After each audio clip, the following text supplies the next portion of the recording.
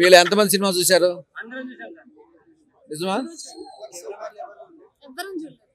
చూడండి, ముందు సినిమా చూడండి. మీ రివ్యూలు బాగున్నాయి, మీ అందరూ కూడా మంచి రివ్యూలు ఇస్తారు.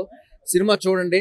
సినిమాలో ఉన్నటువంటి ప్రధానమైనటువంటి పాయింట్ ఏంటి, డైరెక్టర్ గారు తీసుకున్నటువంటి ప్రధానమైన అంశం ఏంటంటే నేనే షాక్ అయ్యాను. ఎందుకంటే యాక్చువల్గా మేము పవన్ కళ్యాణ్ గారికి పిచ్చా ఫ్యాన్స్, చిరంజీవి అన్నయ్య గారికి, పవన్ కళ్యాణ్ గారికి. తెలుగు ఇండస్ట్రీ అంటే తెలుగులో ఉన్నట్లు అందరికి కూడా మేము అభిమానులు. ప్రతి సినిమా నేను చూసామండి. ఇక్కడ సినిమాలో ఒక ప్రధానమైనటువంటి సమస్య ఏంటి అంటే పూల రైతులు.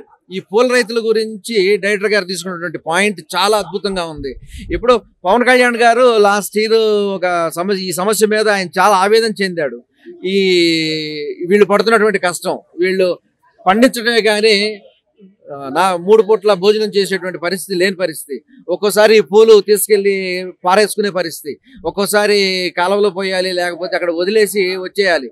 అంటే మనకి ఎన్నో సమస్యలు ఉన్నాయి. టమాటా సమస్యలు, ఉల్లిపాయ సమస్యలు ఉన్నాయి. కానీ పూల రైతులు అవి టమాటాలు కానీ ఉల్లిపాయలు కానీ ఇవి స్టోరేజ్లో పెడితే అన్న ఉంటాయి. పూలు అలా ఉండేవి కాదండి. వాటి రోజే ఒక రోజు ఉంటుంది, వాటి జీవనం, వాటి జీవితం. అలాంటి జీవితం లేనటువంటి ఆ పూల కోసం పండించినటువంటి రైతులు పడ్డ కష్టం ఎంతైతే ఉందో ఆ కష్టాన్ని హీరో రాజ్ తరుణ్ గారు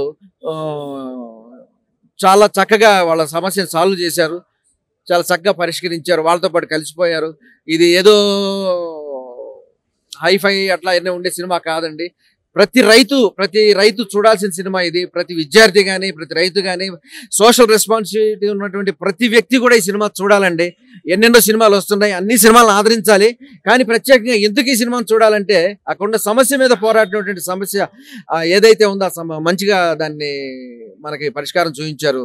మంచి సినిమా తీశారు. Hats off mister Ram Bheeman director.